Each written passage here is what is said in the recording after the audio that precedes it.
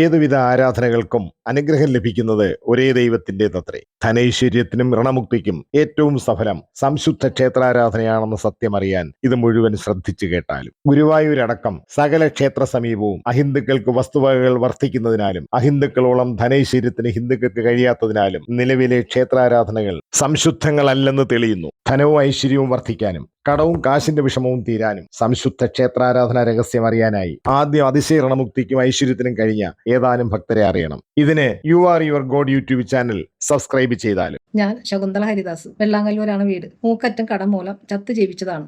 കാശ് ചെലവില്ലാതെ പുനർജന്മ അഗ്നിയാഗത്താലാണ് ഞാൻ രക്ഷപ്പെട്ടത്. ഭർത്താവ് ദാസേട്ടൻ ഗൾഫിൽ 20 സെന്റ് ഭൂമി വാങ്ങിച്ചതും നല്ല വീട് പണിതതും വലിയൊരു ലോണിലാണ്. ദാസേട്ടൻ അയക്കുന്ന കാശ് ബാങ്ക് ലോണിലേക്ക് അടയ്ക്കും. എനിക്ക് നല്ല 2 പശുക്കളും 3 ഓട്ടോറിക്ഷകളും ഉണ്ട്. വീട്ടു ചെലവും മക്കളുടെ പഠിപ്പും ഒക്കെ ഞാൻ നടത്തി നല്ല സുഖമായി ജീവിച്ചിരുന്നു. മക്കളുണ്ടായ ശേഷം എനിക്ക് പാതിരാക്കി കൊടുങ്ങല്ലൂരമ്മയുടെ പ്രത്യക്ഷ ദർശനം കിട്ടി. 9 കൊല്ലം വെള്ളിയാഴ്ച പകൽ കൊടുങ്ങല്ലൂരമ്മയെ ഭജിക്കണമെന്ന് അരുളപ്പാടുണ്ടായി. എല്ലാ വെള്ളിയാഴ്ചയും ഞാൻ 9 മണിക്ക് ചെല്ലും. 5 മണി വരെ ഭജിച്ചു മടങ്ങും. കൊടുങ്ങല്ലൂർ ഭഗവതി ക്ഷേത്രത്തിൽ വെള്ളിയാഴ്ച ഭജനം 9 കൊല്ലം തീർന്നതിന്റെ പിന്നത്തെ മാസം ഫോൺ വന്നു. പിറ്റേന്ന് ദാസേട്ടനെ കയറ്റിവിടും. കുറച്ച് ഗുരുതരമാണ്. എയർപോർട്ടിൽ നിന്ന് ആംബുലൻസിൽ കൊച്ചിയിലെ അമൃത ആശുപത്രിയിൽ അഡ്മിറ്റ് ആക്കണം. എനിക്ക് അന്ന് രാത്രി ഉറക്കം വന്നില്ല. പിറ്റേന്ന് അമൃതയിൽ ദാസേട്ടൻ എല്ലാ ടെസ്റ്റുകളും നടത്തി. ആൻജിയോഗ്രാമും ആൻജിയോപ്ലാസ്റ്റും നടത്തി. ഹാർട്ടിന് 3 ബ്ലോക്കുകളുണ്ട്. മേജർ സർജറി വേണം. എന്നാൽ മറ്റു ചില രോഗങ്ങൾ മൂലം സർജറി ഉടൻ പറ്റില്ല. അഡ്മിറ്റായി മറ്റു രോഗങ്ങൾ കുറഞ്ഞതിന് ശേഷം വേണം സർജറി ചെയ്യാൻ. ഇതിന്റെ ചെലവുകൾ കേട്ട് ഞാൻ ഞെട്ടി. എന്റെ കയ്യിലും ബാങ്കിലും കാശില്ല. ദാസേട്ടനാണെങ്കിൽ സർജറി വലിയ ഭയവുമാണ്. അപ്പോഴാണ് ഹാർട്ടിന്റെ ബ്ലോക്ക് സർജറി കൂടാതെ സുഖപ്പെടുത്തുന്ന ഡോക്ടർ ജോർജ് ഈരാളിയെ കുറിച്ച് അറിഞ്ഞത്. ഈരാളി ഡോക്ടറെ കണ്ടു. 6 മാസം ഫുൾ ബെഡ് റെസ്റ്റ് മരുന്ന് കഴിക്കണം. മരുന്നുകൾക്കെല്ലാം വലിയ വിലയാണ്. ദാസേട്ടൻ കൊണ്ടുവന്ന കാശിന് ഒരാഴ്ചത്തെ മരുന്ന് വാങ്ങാനാണ് പറ്റിയത്. പവന് 5000 രൂപയോളാണ് അന്ന് സ്വർണ്ണ വില. എന്റെയും മക്കളുടെയും സ്വർണ്ണമൊക്കെ വിറ്റു. പിന്നെ പടിപടിയായി 3 ഓട്ടോറിക്ഷകളും 2 പശുക്കളെയും എല്ലാം വിറ്റു. 1 രൂപ വരുമാനമില്ലാതെയായി. തൊട്ടതിനും പിടിച്ചതിനും ഒക്കെ ബ്ലേഡ് കടം വാങ്ങിച്ചു. ബ്ലേഡുകാർക്ക് മാസം പലിശ മുടങ്ങാൻ പറ്റില്ല. ബ്ലേഡ് പലിശ കൊടുക്കാൻ വേറെ ബ്ലേഡിൽ നിന്നും കടം വാങ്ങിക്കും. മാറി മാറി ഞാൻ കണ്ട ജ്യോതിഷികൾക്കും പോയ ക്ഷേത്രങ്ങൾക്കും ചെയ്ത വഴിപാടുകൾക്കും കയ്യും കണക്കുമില്ല.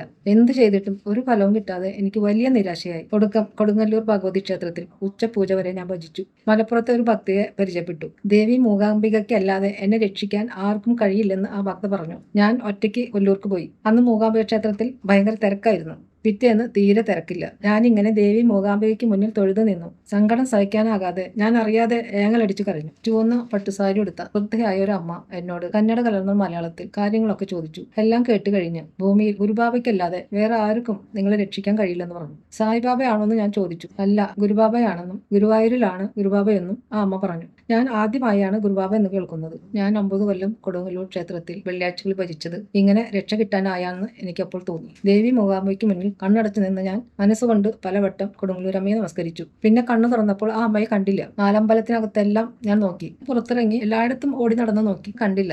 വൃദ്ധയുടെ രൂപത്തിൽ വന്ന് എന്നോട് ഗുരുബാബയ്ക്കല്ലാതെ രക്ഷിക്കാൻ കഴിയില്ല എന്ന് പറഞ്ഞത് മൂകാംബി ദേവിയാണോ കൊടുങ്ങല്ലൂരമ്മയാണോ എന്ന് എനിക്ക് സംശയമായി. ഞാൻ വീട്ടിലെത്തി. പിറ്റേന്ന് ഗുരുവായൂർ ക്ഷേത്രത്തിൽ തൊഴുത് ഗുരുബാബ ആശ്രമം തിരക്കി. മമ്മിയൂർ ക്ഷേത്രത്തിന് അടുത്താണെന്ന് അറിഞ്ഞു. മമ്മിയൂരപ്പനെ തൊഴുത് പുറത്തു നിന്നിരുന്ന ആളോട് ഗുരുബാബ ആശ്രമം എവിടെയാണെന്ന് ചോദിച്ചു. അയാൾ എന്നോട് എല്ലാം ചോദിച്ചറിഞ്ഞു. എന്നിട്ട് എന്നെ വിലക്കി. ഗുരുബാബ വെറും ആൾ ദൈവമാണ്. മിക്ക ക്ഷേത്രങ്ങളിലും ഗുരുബാബയ്ക്ക് ആളെ പിടിക്കാൻ കമ്മീഷൻ ഏജന്റുമാരുണ്ട്. കൊല്ലൂരിലെ വൃദ്ധ ഗുരുബാബയുടെ കമ്മീഷൻ ഏജന്റാണ്.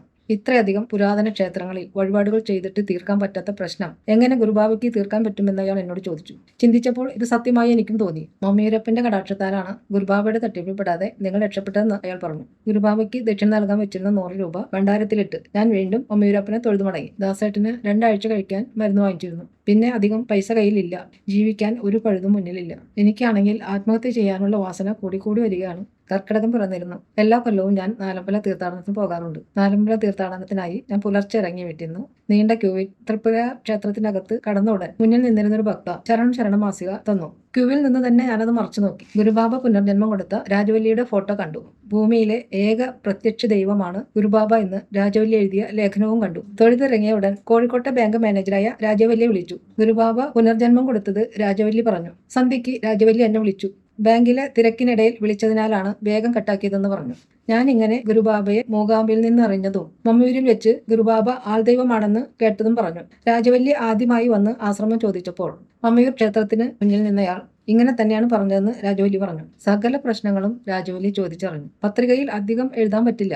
മുഴുവൻ പ്രശ്നങ്ങളും എഴുതി ഒട്ടിച്ച് കവറിലാക്കി പത്രികയുടെ ഒപ്പം ഗുരുബാബയ്ക്ക് കൊടുക്കാൻ പറഞ്ഞു. ഞാൻ ഇങ്ങനെ കത്ത് തരുന്നത് രാജവല്ലി ആശ്രമത്തിൽ വിളിച്ച് പറഞ്ഞോളാം എന്നും പറഞ്ഞു. രാവിലെ ആശ്രമത്തിൽ ചെന്ന് പത്രിക പൂരിപ്പിച്ചു. രാജവല്ലി പറഞ്ഞിട്ട് എഴുതിയ കത്താണെന്നും പറഞ്ഞ് കത്ത് കൊടുത്തു. ജന്മനാ ഞാൻ തൃപ്രയാറപ്പ ഭക്തയാണ് എന്നും വിവാഹം കഴിഞ്ഞതു മുതൽ എല്ലാ മാസവും മുടക്കം കൂടാതെ തൃപ്രയാർ ക്ഷേത്രത്തിൽ പോയി വഴിപാടുകൾ ചെയ്തിരുന്നതും തൊഴുതിരുന്നതും എല്ലാം ഞാൻ കത്തിലെഴുതിയിരുന്നു. വീട് വിറ്റാലും കടം തീരില്ല, വിൽക്കാൻ വേറെ ഒന്നുമില്ല, 1 രൂപ വരുമാനമില്ല. ബ്ലേഡുകാർ കടം തരാൻ മടിച്ചു തുടങ്ങി. ആരിൽ നിന്നും ഇനി സഹായം കിട്ടുകയുമില്ല. ന്യായമായും അധികം വൈകാതെ കുടുംബത്തോടെ ആത്മഹത്യ ചെയ്യേണ്ടി വരും. ഇങ്ങനെയൊക്കെ ഞാൻ കത്തിൽ എഴുതിയിരുന്നു. ഗുരുബാബ മറുപടിയും തന്നു.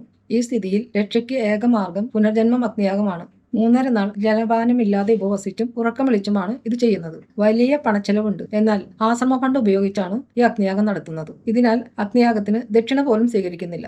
പുനർജന്മം അഗ്നിയാഗം ചെയ്യണമെങ്കിൽ വാവുകളിൽ ഞാനും ദാസേട്ടനും ജലപാനമില്ലാതെ ഉപവസിക്കണം. മക്കൾ വാവുകളിൽ പഴങ്ങളും പച്ചക്കറികളും കഴിച്ച് മധ്യമോപവാസം അനുഷ്ഠിക്കണം. കടം തീരും വരെ വാവുകളിൽ വീട്ടിൽ പാചകം പാടില്ല. ഇത് പിശകരുത്. തൃപ്രയാർ ക്ഷേത്രത്തിൽ മത്സ്യം മാംസവും നിഷിദ്ധമായതിനാൽ തൃപ്രയാറപ്പ ഭക്തയായ ഞാനും കുടുംബവും സസ്യബുക്കുകളുമാകണം. മുന്നിൽ ആത്മഹത്യ മാത്രമായതിനാൽ ഞാൻ എല്ലാം സമ്മതിച്ചു. ഞങ്ങളുടെ ഗ്രഹനിലകൾ പിറ്റേന്ന് എത്തിക്കാൻ പറഞ്ഞു. ഞാൻ ഗുരുവായൂരിൽ നിന്ന് KSRTC ബസ്സിൽ കയറിയിരുന്നത് എന്റെ പഴയൊരു സുഹൃത്തിരുന്ന സീറ്റിലാണ്. എന്റെ കാര്യങ്ങളൊക്കെ അവൾ അറിഞ്ഞിരുന്നു. അവൾ എന്നെ കാണാനിരിക്കുകയായിരുന്നു. അവളുടെ ഭർത്താവും ഗൾഫിലാണ്. ഭർത്താവ് അറിയാതെ എനിക്കിനി ആവശ്യമുള്ള പൈസയൊക്കെ അവൾ തരാമെന്ന് പറഞ്ഞു. ഗുരുബാബ ആശ്രമത്തിൽ കയറി ഇറങ്ങിയതോടെ എന്റെ കാലക്കേടിന്റെ കെട്ടഴിയാൻ തുടങ്ങിയത് ഞാൻ പ്രത്യക്ഷത്തിൽ അനുഭവിച്ചു തുടങ്ങി. പുനർജന്മം അഗ്നിയാഗം കഴിഞ്ഞതിന്റെ പിറ്റത്തെ ആഴ്ച ഞാൻ ചെന്നപ്പോൾ നീരാളി ഡോക്ടർക്ക് അത്ഭുതമായി. ദാസേട്ടന്റെ രോഗം പകുതി കുറഞ്ഞിരിക്കുന്നു. ദാസേട്ടൻ ഉപവസിച്ചത് ഡോക്ടറോട് പറയരുതെന്ന് ഗുരുബാബ പറഞ്ഞിരുന്നു. പിന്നത്തെ മാസം ചെന്ന് ടെസ്റ്റുകളൊക്കെ നടത്തിയപ്പോൾ ഡോക്ടർക്ക് വിശ്വാസം വരാതെ വീണ്ടും ചില ടെസ്റ്റുകൾ നടത്തി.